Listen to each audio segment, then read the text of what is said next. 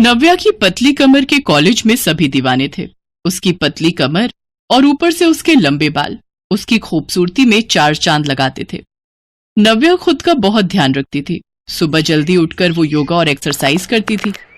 नव्या की ग्रेजुएशन पूरी होते ही उसके माता पिता ने एक अच्छा सा लड़का देखकर उसकी शादी कर दी।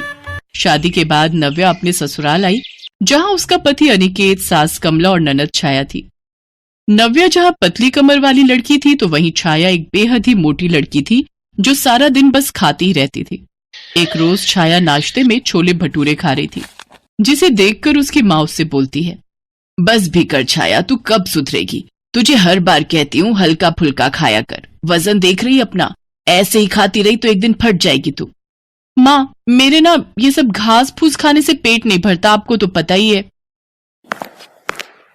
माँ जी सही कह रही हैं दीदी, आप अपने खाने पर थोड़ा ध्यान दीजिए।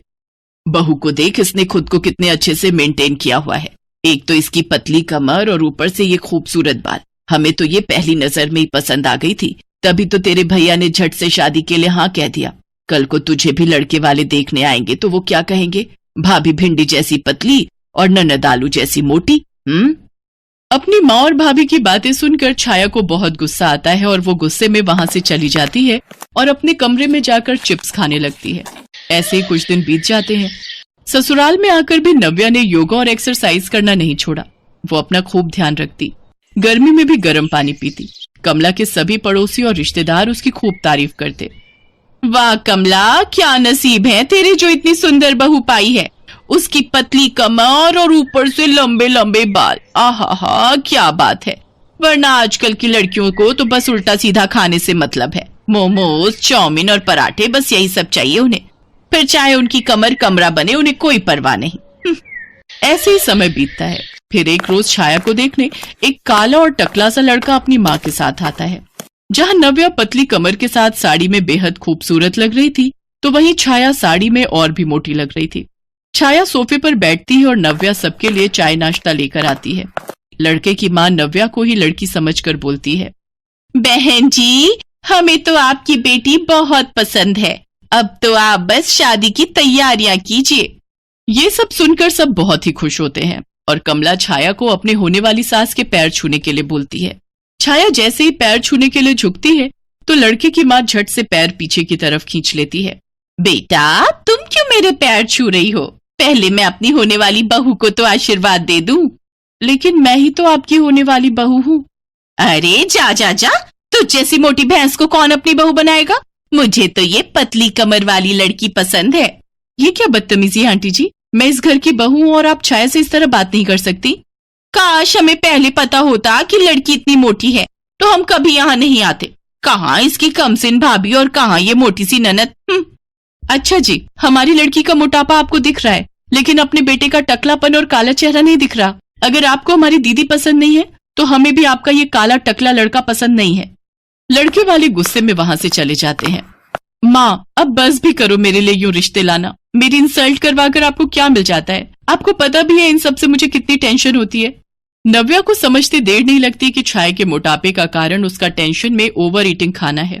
अगले दिन नव्या छाया को अपने साथ एक शोरूम में लेकर जाती है, जहां छाया को एक ड्रेस पसंद आती है। नव्या को तो उसके साइज की ड्रेस आराम से मिल जाती है, लेकिन छाया को जो ड्रेस पसंद आती है उसमें वो फिट नहीं आ पाती। भाभी, आप 2 मिनट रुको, मैं अभी ये ड्रेस ट्राई करके आती हूँ। मैडम, आप क्यों अपना और हमारा वक्त बर्बाद कर रही हैं? आप अच्छे से जानती हैं ये ड्रेस आपको नहीं आएगी। तो भैया आप इसका बड़ा साइज मुझे दे दीजिए। मैडम, इसका बड़ा साइज नहीं है हमारे पास, और वैसे भी आपके साइज की ड्रेस हमारे पूरे शोरूम में नहीं होगी। ये सुनकर छाया और नव्या को बहुत बुरा लगता है और नव्या उस सेल्समैन से कहती है, भैया मैं आपको चैलेंज करती हूँ कि आज से ठीक 1 महीने बाद छाया दीदी ये ड्रेस लेने आपके पास आएंगी और वो इसमें पूरी तरह फिट हो जाएंगी। नव्या छाया का हाथ पकड़ उसे अपने साथ घर ले आती है। भाभी, आपने उस सेल्समैन को बोल तो दिया, लेकिन मैं उसमें फिट आऊंगी कैसे? दीदी अब बस आप किसी भी तरह मेरी इज्जत बचा लेना। अब जैसा मैं आपको कहूंगी, आपको अगले 1 महीने तक वैसा ही करना होगा। इसके बाद छाया हर रोज सुबह जल्दी उठती और नव्या के साथ मिलकर योगा, मेडिटेशन और एक्सरसाइज करती। साथ ही गर्म पानी पीती और खाने में भी हल्का ही खाती। धीरे धीरे खुद में परिवर्तन देख छाया को अच्छा लगने लगा और उसने और भी मेहनत करना शुरू कर दिया और कुछ ही दिनों में मोटी छाया अपनी भाभी की तरह एकदम दुबली पतली कमर वाली हो गई। अरे वाह बहू, तूने तो मेरी बेटी की काया ही पलट दी। इसके ठीक 1 महीने बाद वो दोनों उसी शोरूम में वो ड्रेस लेने गई जिसे पहनकर छाया ट्रायल रूम से बाहर आई। अब वो बेहद खूबसूरत लग रही थी। उसे इतना पतला देख सभी सेल्समैन और शोरूम के मालिक हैरान रह गए। छाया को देख उस शोरूम का मालिक अजय मल्होत्रा छाया के पास आया और उसने छाया को प्रपोज करते हुए कहा, अब विल यू मैरी मी? छाया ने झट से शादी के लिए हाँ कह दी और उसकी आंखों में खुशी के आंसू आ गए। वो अपनी भाभी के पास गई और कहने लगी, थैंक यू सो मच भाभी, आपने मेरी लाइफ ही बदल दी। ये सब तुम्हारी मेहनत का फल है मेरी प्यारी ननद जी। इसके बाद दोनों ननद भाभी एक दूसरे के गले लग गई